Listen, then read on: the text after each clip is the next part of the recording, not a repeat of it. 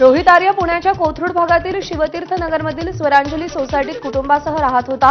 हे घर त्याच्या वडिलांच्या नावावर आहे। रोहित आर्यचे वडील हरोलीकर नाव लावतात, तर आर्य हे आडनाव रोहित वापरायचा। रोहितचं पुण्यातलं घर सध्या बंद आहे। दरम्यान रोहित आर्यच्या पुण्यातल्या घराबाहेरून आढावा घेतलाय आमच्या प्रतिनिधींनी, पाहूया।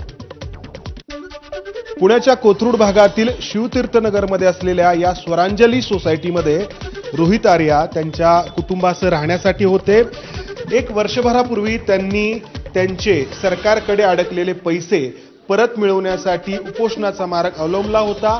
पुणे श्रमिक पत्रकार संघाच्या आसपास ते उपोषण करताना सलग 15-16 दिवस उपोषण केल्यामुळे चक्कर येऊन पडले होते। पुण्यातील काही पत्रकारांनी, काही कॅमेरामननी, काही संघटनाच्या लोकांनी त्यांना वैद्यकीय मदत मिळवून दिली होती। पहिल्या मजल्यावरती स्वरांजली सोसायटीच्या A1 मध्ये हे घर आहे, अर्थात आत्ता बंद आहे।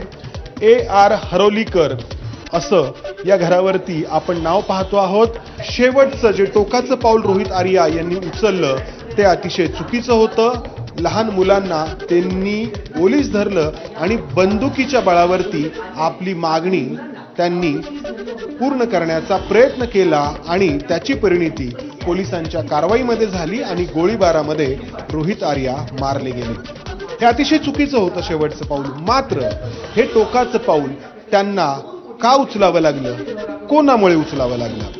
कॅमेरामन अमोल गवाळेसह मंदार गोंजारी, ABP माझा, पुणे। दरम्यान मागच्या वर्षी रोहितनं सरकारनं थकवलेले पैसे मिळावेत यासाठी सलग काही दिवस आंदोलन केलं होतं। त्यावेळी चक्कर येऊन पडल्यावर रोहितला सूरज लोखंडे